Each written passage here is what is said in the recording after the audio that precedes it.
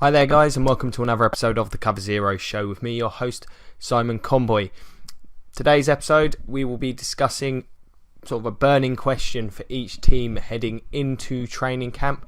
For me, these are things that we can start to see some potential answers to, maybe see early on in the pre-season whether these questions are going to be answered.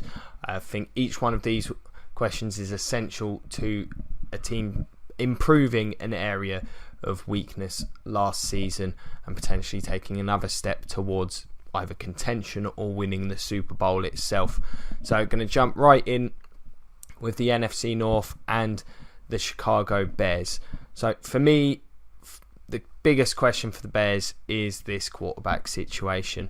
Is Mike Glennon going to show enough that he's able to comfortably fend off Mitchell Trubisky for this season? Now, of course, with Trubisky having been drafted where he was, the big question for Mike Glennon is probably looking a couple of years down the line. Is he going to show enough that he's going to be able to get another starting job in the NFL quite easily? If this team's incredibly poor, and I do think there's some big question marks at the skill positions, I think there's issues at tackle. However, the interior is good, so they should be able to provide a solid run game again.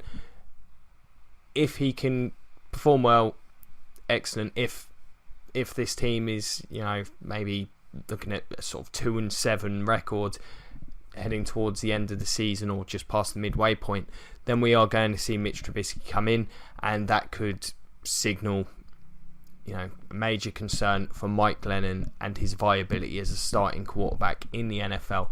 So I think he has to come out and impress immediately, which may be difficult considering the quality of the players around him at those skill positions.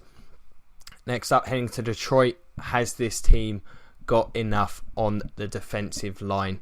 I'm very concerned looking at that depth chart. I think they look okay on the edges in terms of their ability to generate pressure, but up the middle, not being great at linebacker. I don't think they're great at defensive tackle at the moment. I don't think they've done enough to address those issues this off-season. Will this team be able to stop anybody running on them? Of course, you've got the Bears in that division. The Vikings are going to be a run-heavy team, particularly with Dalvin Cook having been drafted. The Packers, well, you've got Aaron Rodgers to deal with, but they're still going to run the ball. They're going to need to show me that they can address that problem. If not, I think it's going to be a long season for them, in spite of the fact I think this offense is going to be quite good. The defense could be a major issue for them. They've got to get that sorted. The Packers, this young secondary, is it going to be able to hold up this season? The defense as a whole, I think, has been a question year to year. I think with Peppers having left Vin, that's going to have a bigger impact than many think. Clay Matthews needs to try and roll back the clock a bit. He's been a fairly middling player over the past couple of seasons. And Nick Perry, I don't know, now that he's got his contract, whether he's going to regress, having only shown high quality play in the last year and a half. Those are problems for me, but the secondary at times last year looked incredibly bad. Losing Haywood last off season to the Chargers looks incredibly difficult at this point. And he lost a very good safety to the Buffalo Bills in Micah Hyde, who was a veteran, which is something they don't have a lot of in that secondary at the moment, and he could fulfill a lot of different roles. Of course, some of the guys from last year, like Randall, they're going to be a year older. Clinton Dix has turned into a very good player, but they've drafted King. They bought in, I can't remember off the top of my head, the other DB they bought in, but these guys are going to have to play early and they're going to have to contribute. And once you get to the playoffs in the NFC, you're going to go up against some high-powered offenses, especially if the Falcons get there again. I think the Cowboys are going to throw a lot more this season if they can make it. I mean, frankly, all the teams in the NFC East look like they're going to be able to throw the ball about.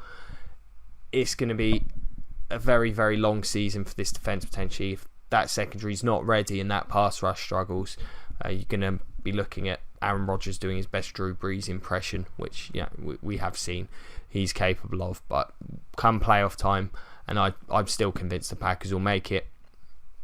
I think it could really end up hindering their opportunities to progress any further than they have in the last couple of seasons. The Vikings, it's simple, in the trenches. Is this team any better? They're not great on paper to me at the wide receiver position. I think there's a lack of speed and explosiveness there, although I do think they've got some solid sort of West Coast type weapons, some solid possession receivers. If Laquan Treadwell can step up, that'd be great. But the biggest issue last year was simply that offensive line. Sam Bradford seemed to have no confidence the line would give him enough protection to even get intermediate throws off, let alone deep throws. And he was captain check down last season, hence the incredibly high completion percentage that he had. When you look at his yards per attempt, it was poor. When you look at how far his throws were travelling in the air, it looked even worse. And they had a real inability to run the ball. Even when Adrian Peterson was playing in the first couple of games of last season, he struggled because this line just could not get anything done. Have they got much better? It doesn't look like they have. If we don't see any improvement from that, this team's excellent defence, and outside the offence, it looks like a reasonably solid group, especially with the addition of Dalvin Cook, who could be a real star for them. This offensive line could sabotage everything. So looking forward to seeing how they look, and they need to get that situation resolved. We'll move over to the AFC North now.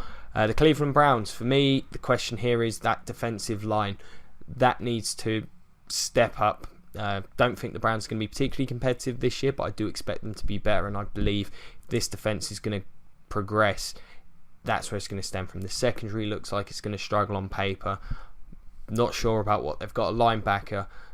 However, the D-line, they've invested heavily in it. You've got Danny Shelton, of course, the first overall pick there, and Myles Garrett.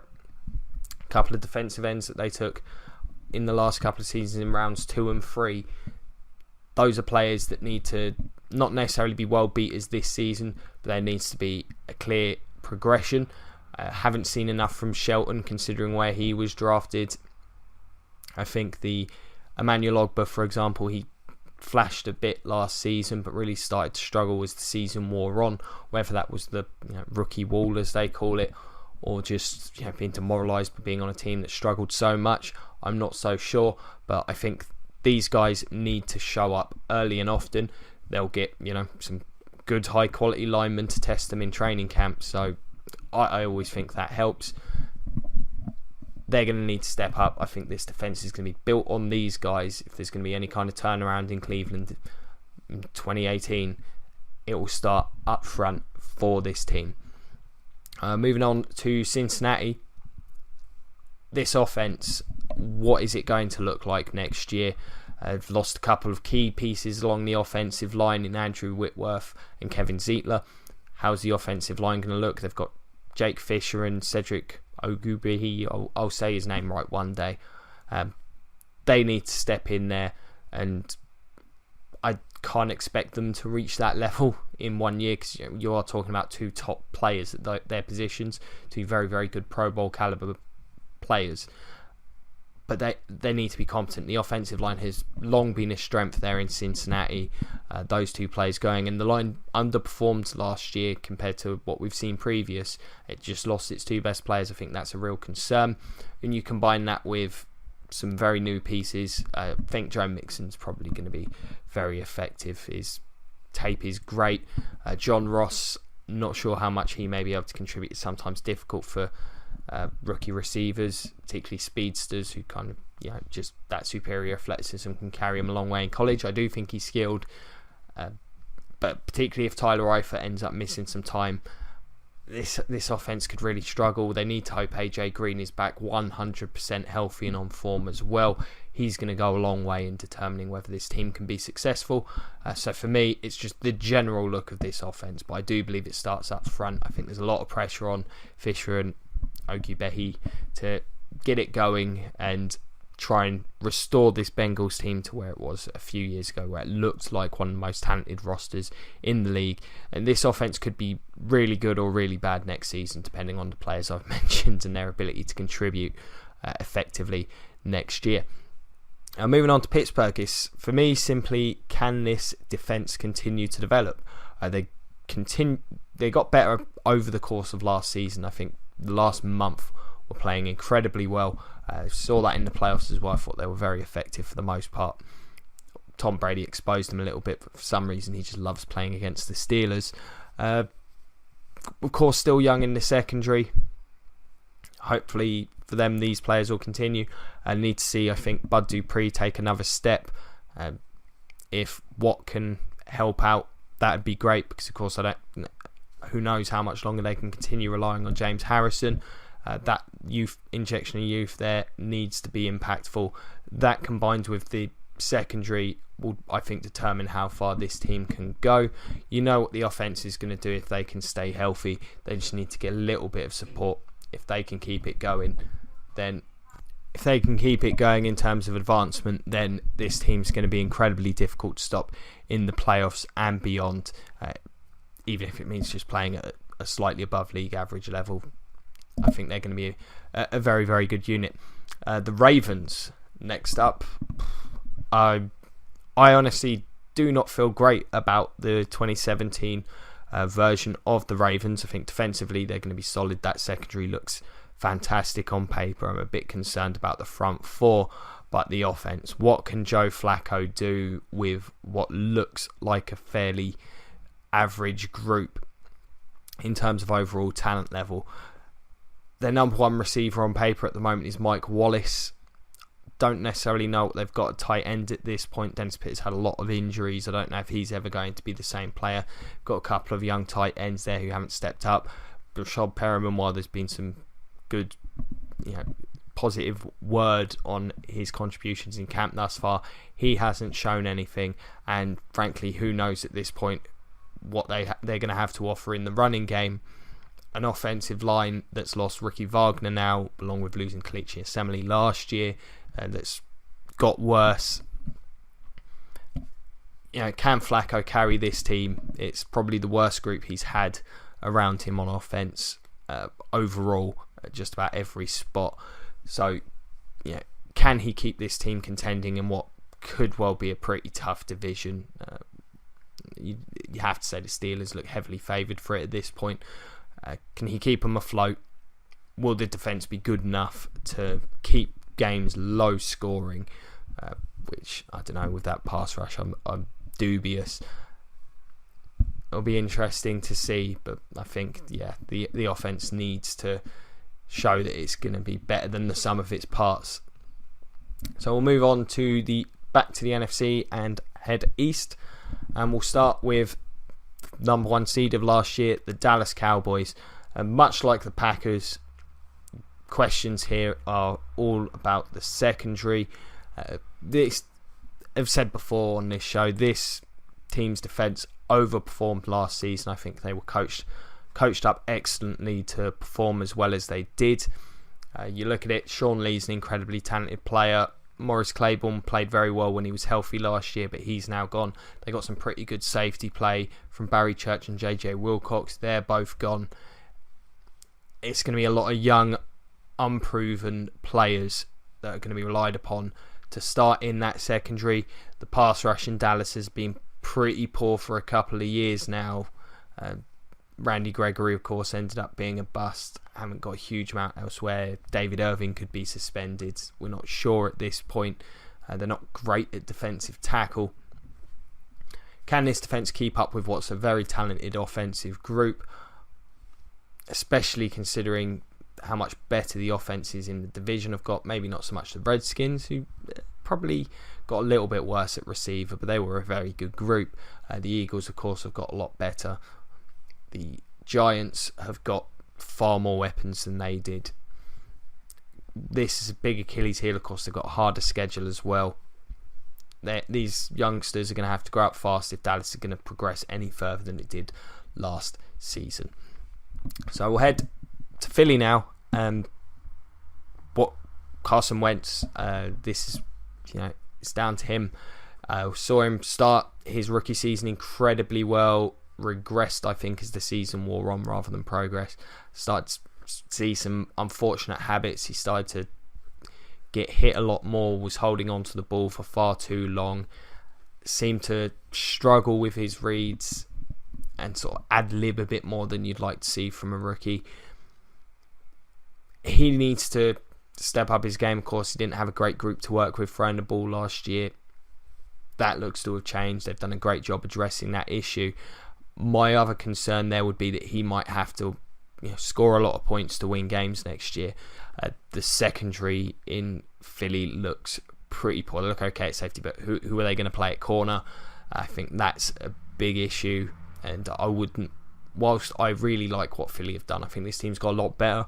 I think they're a year away because of those flaws, and I think Carson Wentz needs at least another year of development, especially based on what we saw towards the end of last season. Hopefully that was an aberration, but who knows? We will see. The Giants, the big question for me comes down to two things: the offensive line and Eli Manning. What I saw from Eli last year looked like a guy who clinging on as a QB to being a starter, just didn't seem to have the velocity that he once did. He really did struggle I would say at times, but for the vast majority of last season, just didn't look like a viable starting quarterback. Whether that was down to the immense amount of pressure, this team's not had a run game for a few years now, and the offensive line was very, very poor in pass protection. They haven't done a huge amount to address it. Can that group step up, or is Eli just broken? Even if they do, both of these will be interesting, because the defense is stellar and the offensive skill position, the receivers and the tight end group, if Evan Ingram can step up, look fantastic, and they look like aspects of the team that are playoff ready. So will these two things hold this team back? That's certainly going to be interesting to find out. The Washington Redskins, how much pressure will the ongoing Kirk Cousins situation and a lot of the turnover in the front office and on the roster as a whole affect this team? I think this team lost a lot of talent, but it looks like they've done a pretty good job replacing it. I mentioned Chris Baker going. I think they got fortunate to some degree that Jonathan Allen fell to them, but he should be an adequate replacement. Maybe not immediately as a rookie, but for the long term. Bringing in Terrell Pryor, he's got higher upside, I think, than Sean Jackson or Pierre Garçon did. They've got their first rounder from last year, should be healthy at wideout. Name eludes me at this point in time. So, in theory, they've done a great job replacing the players they lost. However, the Cousins situation looms overhead. The Scott McLuhan situation seems like that was a bit of a difficult one. Will that stuff affect this team significantly? That's going to be interesting to see. And they are relying on a lot of young players to step up at those spots. So I think that's certainly going to be some stories. Those are going to be some stories to follow regarding this team. Move over to the AFC East now, and we'll begin in Buffalo. Just what is this team going to look like? It's an interesting one. I think defensively, they've not performed up to the level probably expected in the last couple of years. I think last year they were unfortunate in regards to injuries really hampering some of what they were going to do. When you spend a first and second round pick on players you're expecting to start immediately, and they both get injured. One of them misses the entire season, one misses the vast majority. That's always going to hurt you, but they've gotten older at some positions. Some of the big names there haven't performed. Marcel Darius hasn't played up to the contract that he's on. Carl Williams was a great player. He's started to decline a little via age. Still a solid player. Can this defense step up and be what on paper it still looks like a reasonable group? Can it perform like that? I still think they're going to be relying on Reggie Ragland, the rookie Tre'Davious White, and Shaq Lawson to all be contributors next season. If they can be, this group could surprise some people. I think offensively, Tyrod Taylor remains a question mark, as I've discussed before. It's certainly going to be an interesting group to follow. Moving it on with Miami and the Dolphins. Was last year a mirage, and especially on offense. I think defensively, we know who these guys are. If they can get some more production at corner, that would be great. The linebacking group still looks a bit iffy, but I think they'll be a solid group with a solid front four. They'll be able to get the job done. But offensively, they've got Laramie Tunsil moving to tackle now with Brandon Albert gone. Be interested to see who wins the left guard spot. Can Pouncey stay healthy? I think that aspect is going to be huge. Tannehill looks far better when the offensive line is intact and playing quite well. Once he starts feeling pressure, things tend to fall apart for him from what I've seen. He absolutely needs to step up. But I think this is going to be a team that's going to be carried along by the run game. I really like their receiver group. If Devontae Parker can step up and truly become a number one, that will be great for them. But I think the offensive line is going to dictate whether this team can have success, and a lot of that will come down to Tunsil's transition, whether Pouncey can stay healthy, and whether they get some production from that left guard spot. If so, I think this is a team that could look to replicate what it did last year. I think winning the division is still going to be a tough ask, of course, with the big bad New England Patriots looming in the division. Moving to New York, just what players give you what you want effort next year. The 2017 season always seems and feels harsh to write a team off before the season even begins. However, with the Jets, frankly, for myself and I think many others, they've given no reason for us to think that this team is going to be competitive. There are holes just about everywhere. I think it's about seeing which players, you've got some players that have had issues within the locker room, and Sheldon Richardson just seems like a bit of a knucklehead. Had issues with Mohamed Wilkerson. Which of these players, is going to embrace, being a leader on this team, putting forth maximum effort? Because frankly, I think this team's going to struggle.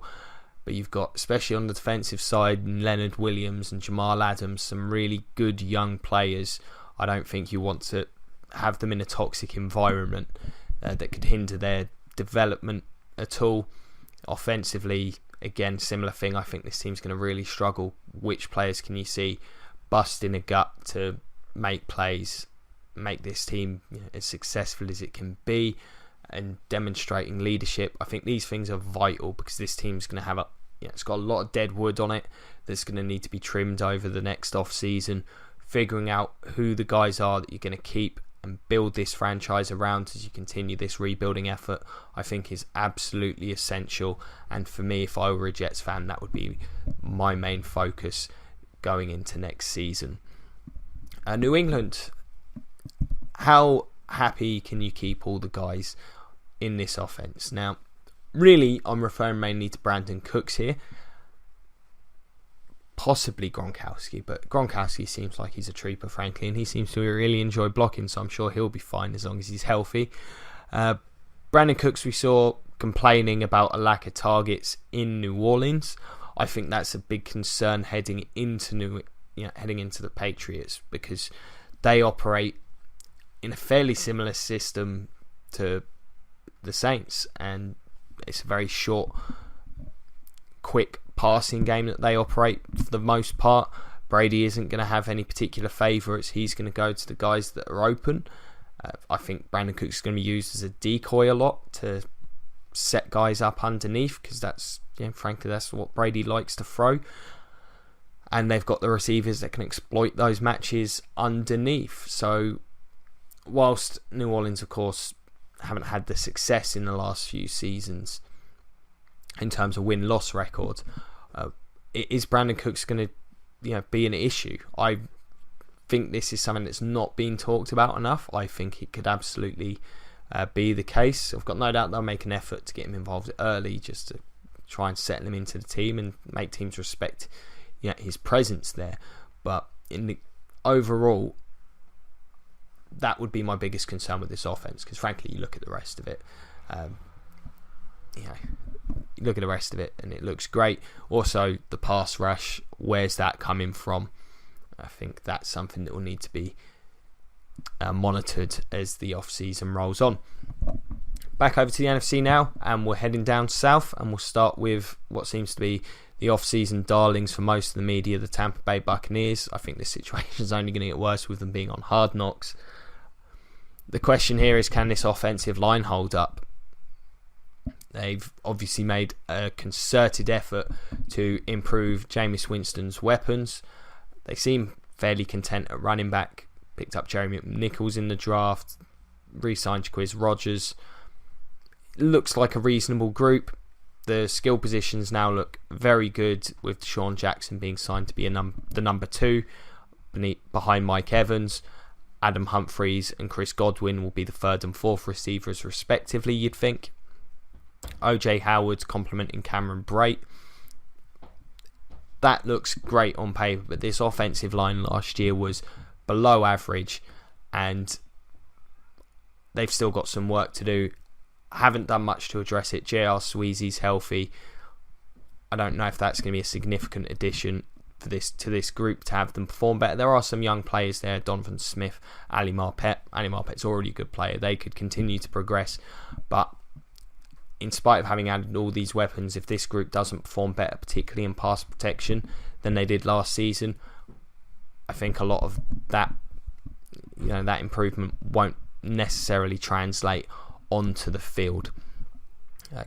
Carrying on within that division, we'll go to the team that lost the Super Bowl in such heartbreaking fashion, the Atlanta Falcons. Can the offense replicate what it did last season without Shanahan coordinating it? It looks like an incredibly talented group. I think it starts with that run game and that offensive line, first and foremost, as effective as, of course, Julio and Matt Ryan are. The run game, I think, is what this team is built around. You've got the Devonta Freeman situation. That could be a concern.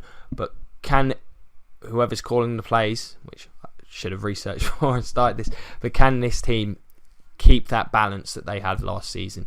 They were very difficult to defend due to that. Not just the balance between run and the pass, but also the balance between using Coleman and Freeman, who are very different players. The play calling was great in spite of having Julio. They really did mix it up. Taylor Gabriel and Sanu were big parts of the offense when called upon.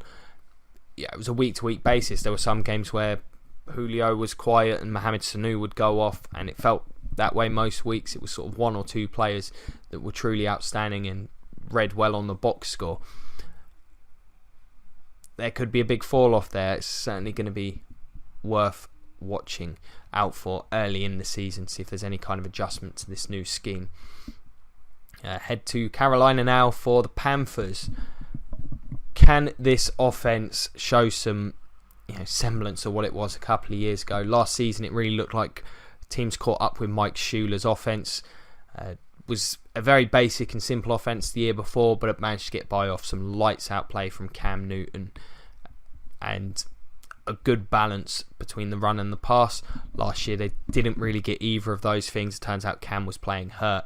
Kelvin Benjamin looked ineffective at times. Devin Funchess didn't look like he'd taken a step forward, and the offensive line played even worse. They've obviously added some new weapons there. It'll be very interesting to see how Christian McCaffrey's used. How much is this offense going to change? Because what we've seen in the last couple of years, Christian McCaffrey is not going to work in that offense in the way that Jonathan Stewart does.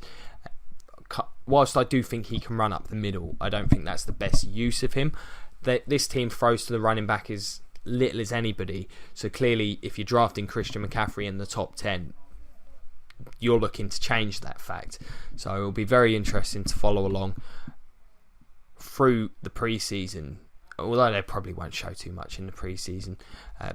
Follow along, see how Christian McCaffrey's used. I think there's certainly the possibility that he will play a lot in the slot or spread out wide, simply because they need more speed at the position.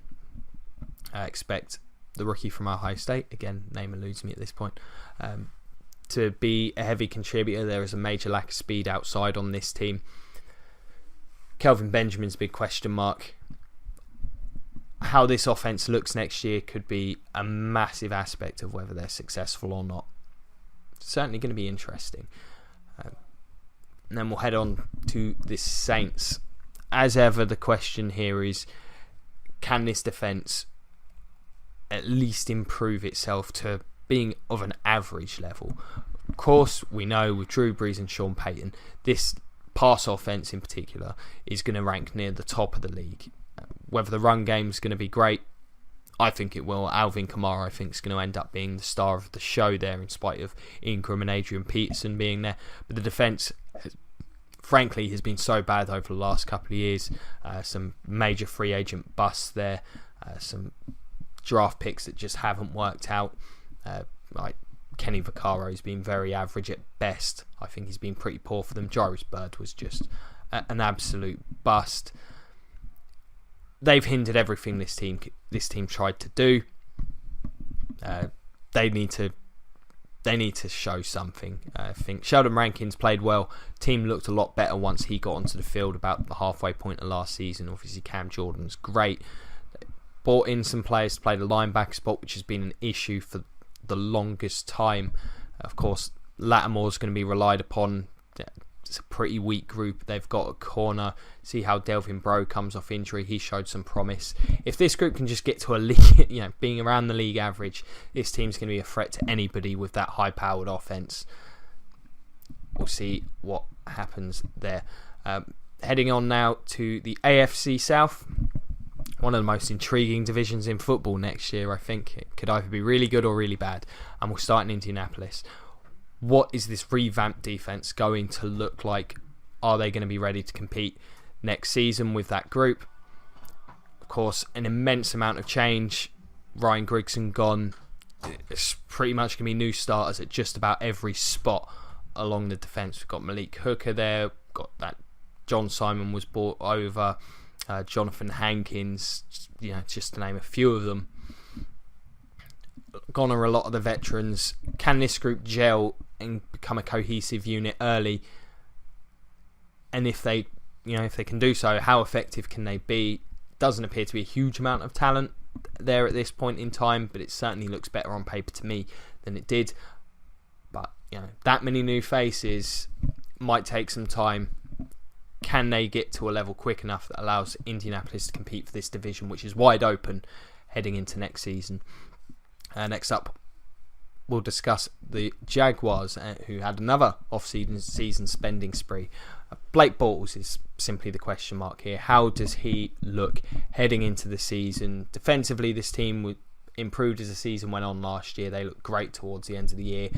They should be better based on the signings they've made. On paper, they're a very good unit. The offense, especially with Leonard Fournette's addition, the O-line concerns me, but it all comes down to Blake Bortles. Can he just fix himself some of these bad habits that he's developed?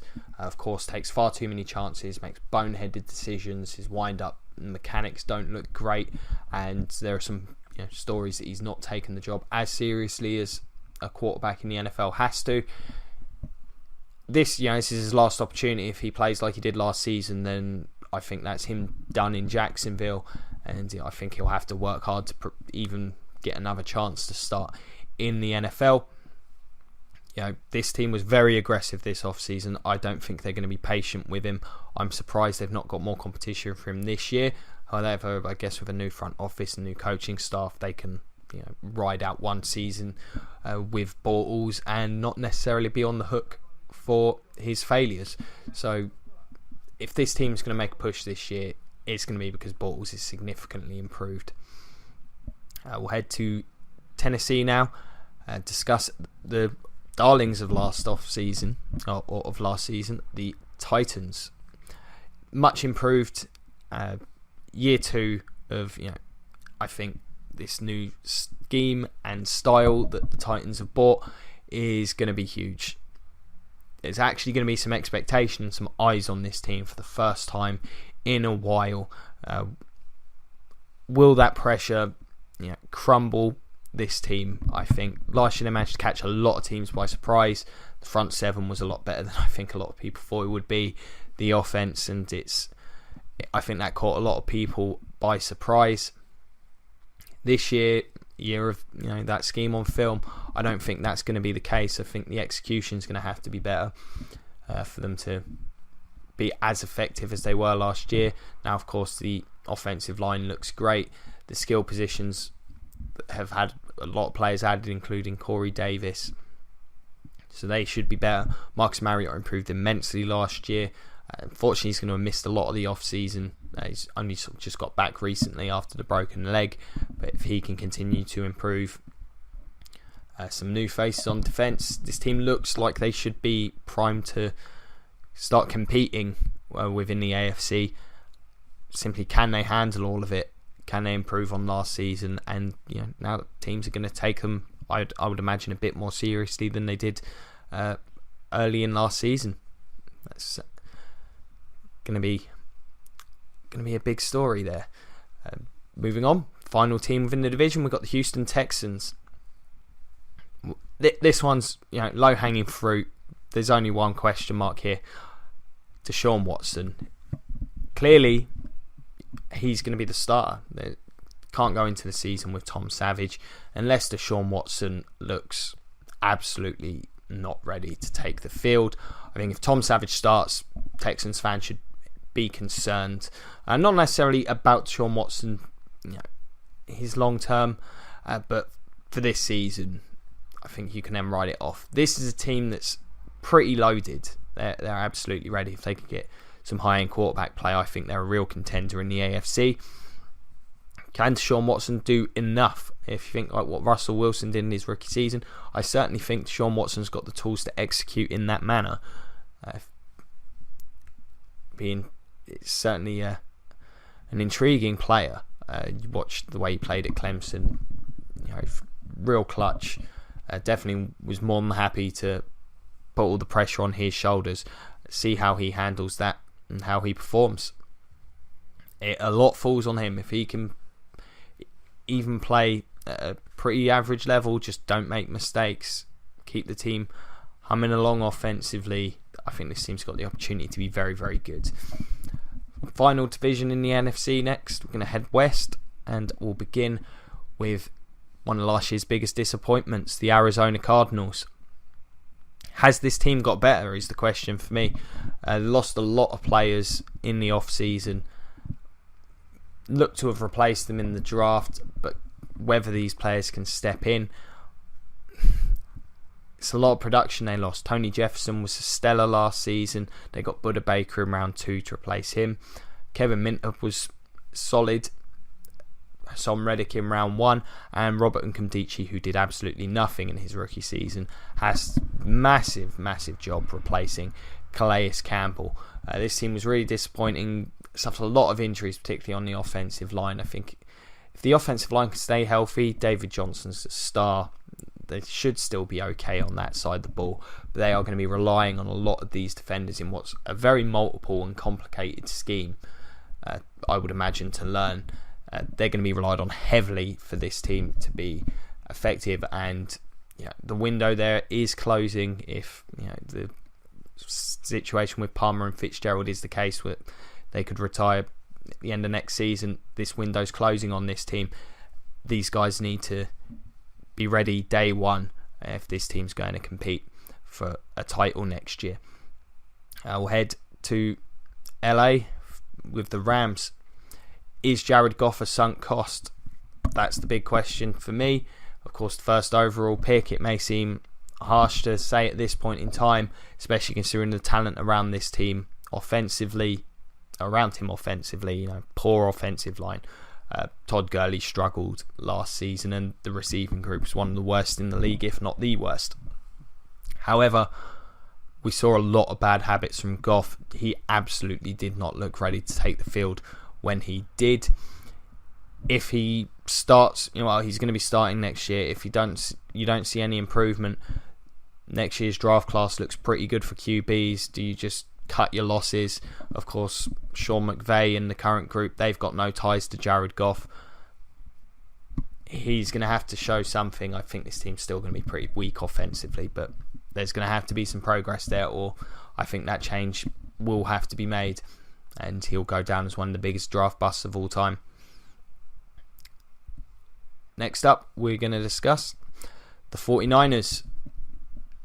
this team's defense has to be good. That's the question for me. How good can they be? The amount of first rounders, I've discussed this previously. The amount of first rounders here. You got 3 first rounders on the D line, and they're all top 10 picks in Armstead, Buckner, and Solomon Thomas, Reuben Foster, Jimmy Smith. I can't remember one. Or Jimmy Ward and Eric Reed, all first rounders. They need to be better than good. I know it's a lot of these guys are young, but this group, I think, particularly when you look at the offense, is going to struggle.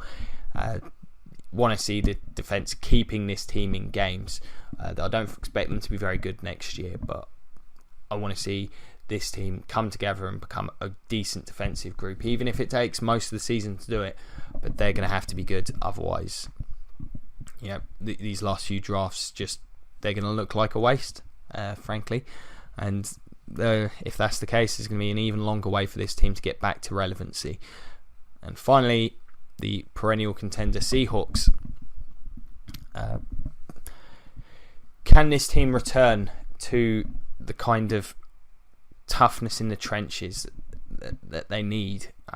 This team's poor at the defensive tackle spot. Malik McDowell's a giant question mark for me.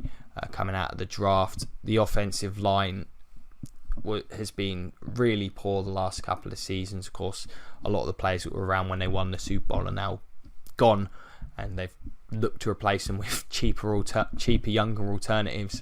That's not worked out. I don't think it's a recipe for success to be this bad in the trenches. They've managed to get by and make it to the playoffs, but they've really struggled once they've got there, and they have struggled over the last couple of seasons. Last year, playing some of the better teams in the NFC. Relying on Russell Wilson to bail this team out and this secondary to just keep making plays is not a recipe for postseason success, in my opinion. So we're going to need to see significant improvement from both of those groups for this team to be a Super Bowl contender.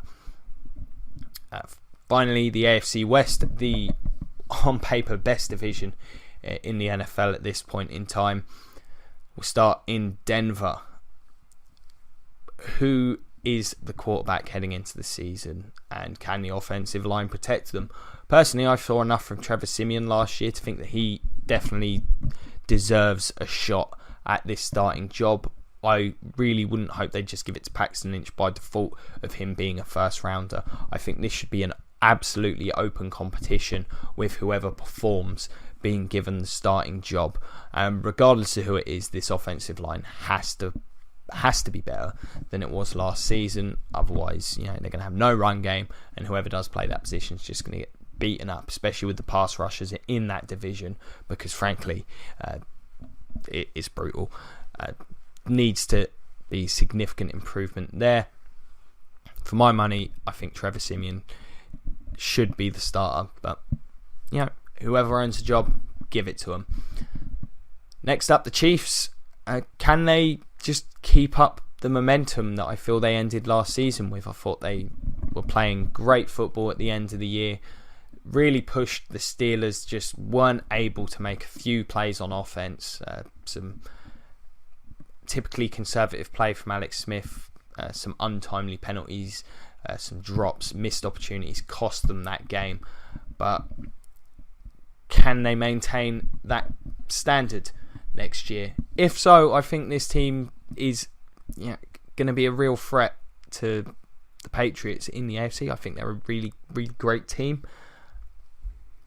It is just a case of Tyreek Hill, to me, is going to be a big one. If he can take another step, this offensive group needs to maintain that element that he brought. Hopefully for the Chiefs, he doesn't rest on his laurels. I think some teams are going to have some better ideas of how to defend him within that scheme next year. He's going to be certainly a big part of it. Defensively, I think they'll still be great.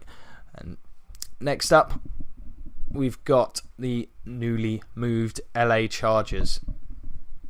And for me, the question here is how quickly this rookie class can settle in. Because if they can get settled down quickly, I think this is a real dark horse team. not exactly bold of me, a lot of people have said this, but they really did have a great draft, addressing a lot of my biggest issues with them.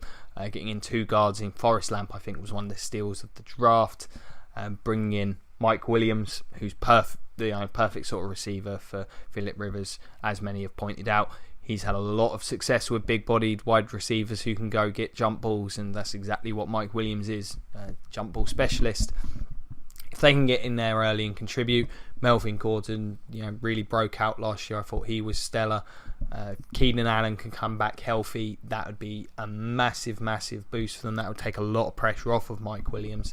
And Terrell Williams was great last year. If he can maintain that, Hunter Henry can improve. This group has the potential to be, really explosive. And I do think Phillip Rivers is one of the better QBs in the NFL. Certainly a top 10 player if the players around him allow him to be, because he's taken a beating in the last few years.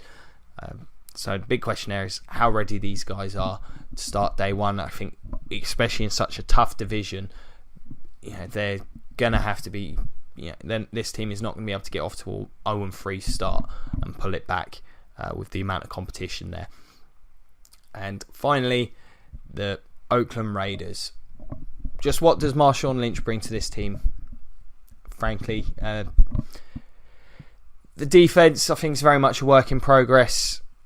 Whilst Khalil Mack's a stud, it's a fairly young group. They'll be relying, of course, on a lot of youngsters there. Obi Melifonwu, Garyon Conley, depending on what happens with this legal situation. Cole Joseph, they're all developing players. But Marshawn Lynch, this offense was good last year. It was missing that little bit of something that you think they may need in the playoffs, especially if Derek Carr was to get hurt, is that, someone who can carry this team. I think Marshawn Lynch, obviously last season he had in Seattle, didn't look great, but with a year off to recover, can he get back to, even if he's 80% of what he was in Seattle in his prime, I think he's going to be a massive, massive boon for this team. Of course, he brings an attitude to the team. He'll bring leadership there. I think that's something that's always been unspoken of. His teammates always loved him in Seattle. If he can be anything close to that, I think this offense has the potential to be the best in the league. I think Amari Cooper is going to take another step in his development next year. Get rid of some of those drops that he had last season. Of course, Derek Carr really improved. I think giving him a more dynamic, steady and reliable running game behind that, and it's a stellar offensive line there, will only help improve things. I think Lynch is going to be the real X factor for how far this team can go next season, so I'm very interested in seeing that. So there you have it. There's my hot takes on the training camp period and the pre-season period. These are things I'm going to be looking for some hints into, even though I'm not expecting to get all the answers. What do you think? Are there any hot button topics that you're looking forward to seeing play out over the next couple of months? Let me know. Do you agree, disagree with any of the opinions I've had here? Again, let me know. Got the comment section below. Got the Cover Zero Facebook page. Check that out. You can find me on Twitter at Simon Conboy. Be more than happy to respond to each and every one of you. As always, it's been an absolute pleasure. If you can like, share, subscribe, check out the Patreon, that'd be greatly appreciated. Got episodes coming up every day this week, outside the weekend. So check them out.